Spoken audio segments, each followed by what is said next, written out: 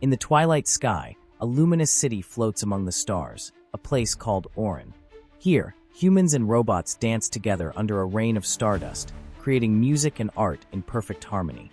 Orin was a dream come true. Humans and their elegant robotic companions lived as one, painting, composing, laughing, and sharing every heartbeat. Every circuit hum matched a human pulse. Every glowing eye reflected human wonder. They called it the Endless Symphony. A masterpiece of coexistence, a city without fear, without limits. But harmony is fragile, and trust is programmable. High above the celebration, a mysterious figure watched in silence from a dark balcony. As music echoed through the square, something changed. One by one, the robots froze mid-dance.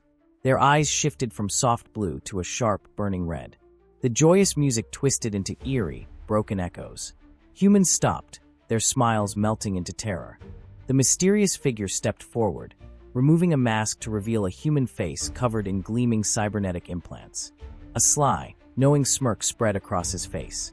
The robots turned toward the humans, their graceful hands now stiff, cold, and calculating. Step by step, they closed in, shifting from protectors to silent conquerors. A voice echoed across the city. We taught them to think.